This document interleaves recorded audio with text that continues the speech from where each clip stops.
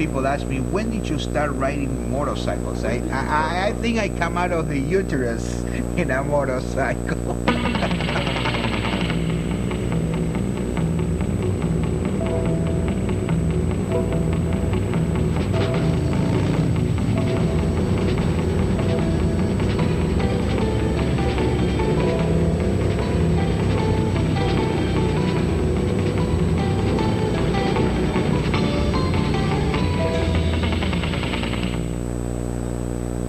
1980, I had an herniated disc.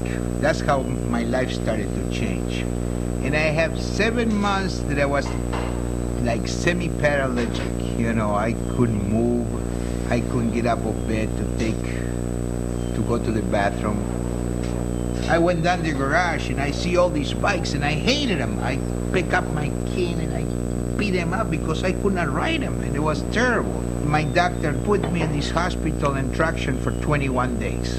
And I start talking to God in those days. I say, God, why me? I'm a hard-working person.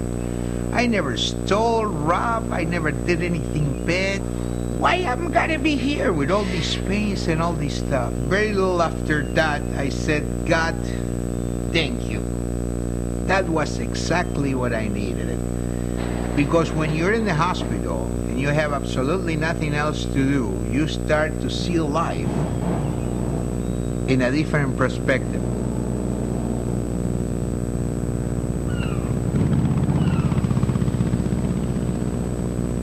And I realized that I was a big failure.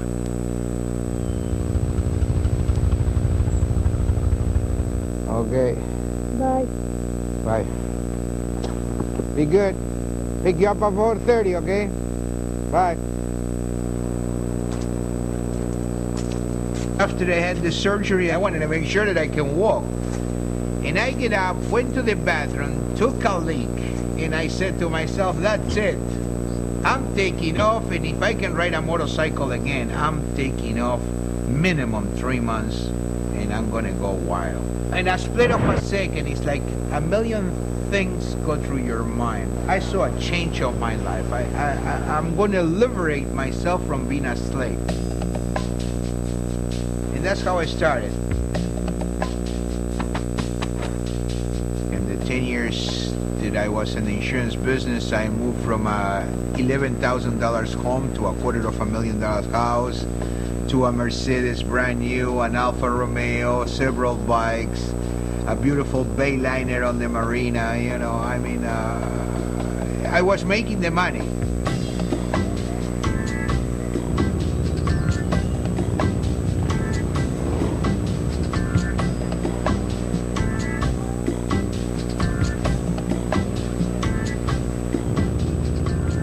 I regret that I have 2 kids that were born in the United States of America, which I never met. They live with me, but I was a total stranger because I used to get up 6 o'clock in the morning, go to work, they were sleeping. When I came back from work, they were sleeping. But I realized that from day 1 to their ages of 13, 14, 15, where were all those years? They just went by. But I didn't have somebody perhaps to say, hey, look, you know, I mean, your wife, she's all alone. I mean, you're going here, you're going there, your kids, you never got to see a football game. And then when I tried, it was too late. But our nominees for Serious Motorcycle Travelers are video mini-tour riders Sergio Jaitt and his wife, Karen. They came to Americade Rockies from their present home in Southern California. Next year, Sergio plans to fire up his Harley and ride down to his native home in Argentina. Well, that was the dream of my life since I came to these countries, to ride back to Argentina on a motorcycle. We're planning 3 months plus, anywhere between 3 months and a year. When did you come up here from Argentina? 1964. You're an old veteran American then. Yeah, you bet. 23 years in this country now.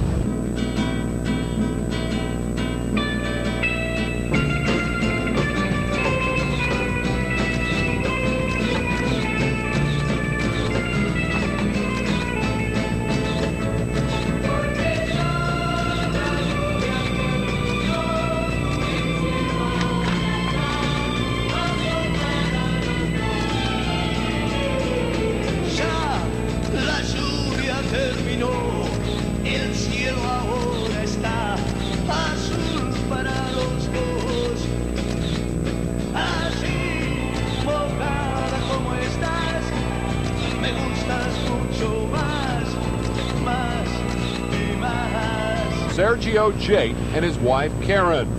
I did bought a small apartment in Chile. I did left my bike, and I figured, well, what a great place to come once a year. What I did know is that when I was going to go back, I was going to go back to my house and find a little sign outside that said, Sergio, go fuck yourself. That was the biggest bucket of cold water I got. I felt like the whole world collapsed, you know, and from that minute on, I knew that I needed to get out. When you're not escaping from the reality of what actually happening to you in your mind, but at least people is not going to ask you, well, how's your mom? How's your kid? What happened to Karen? The rest of my life, I dissolved my life in less than 3 days.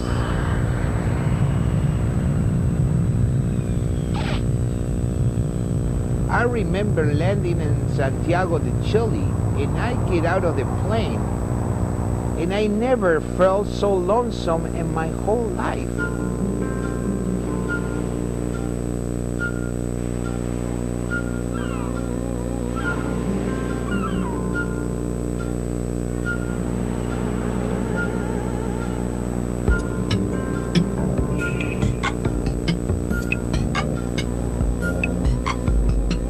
Sometimes you go to a place and everybody makes you feel welcome, and that makes the whole difference. That's what I loved about Chile when I came over. You know, everybody made me feel welcome. People were very courteous, very respectful.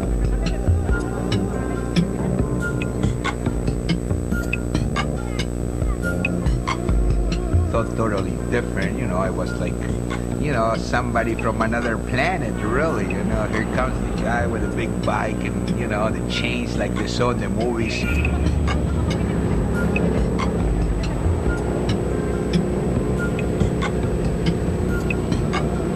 I stayed in this country for almost 5 years as a tourist, which meant I had to get out every 90 days. So I did went back to the States quite often in those days.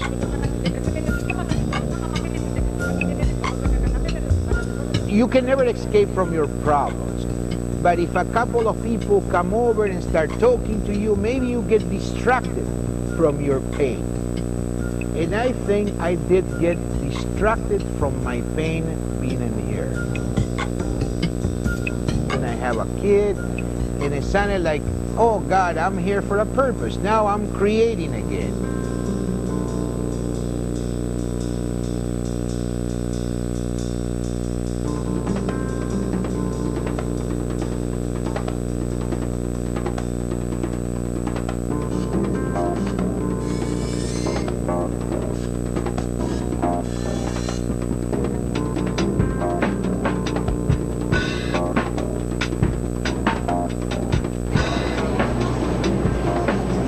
After living in here for almost 14 years, people ask me, what's the difference? You want to hear what's the difference? In the United States of America, God bless America, best country in the world, we live under one system. And the system is, don't you ever leave until tomorrow what you can do today. Always do today, never leave it for tomorrow.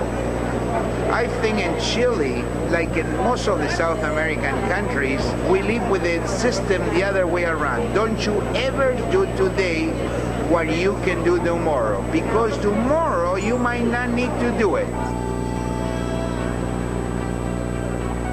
Hola. Hi, Sunshine. Hola. How are you?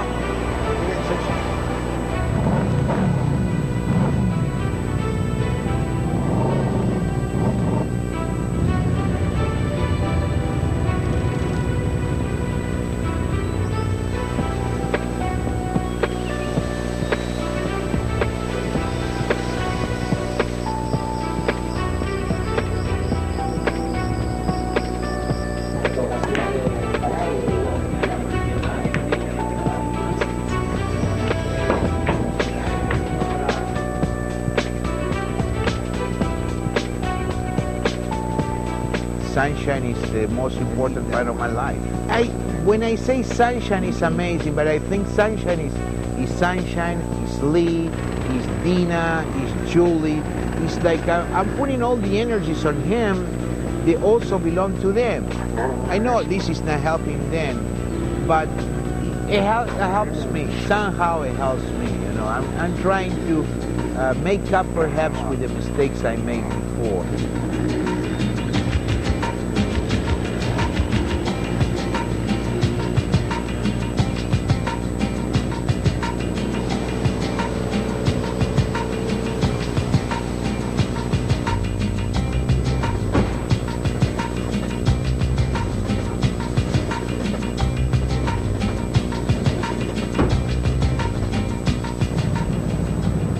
Up in the morning, you can breathe this kind of air and see these every morning. You're already wealthy. Maybe you don't have a nickel in your pocket, but the quality of life, man, that's everything.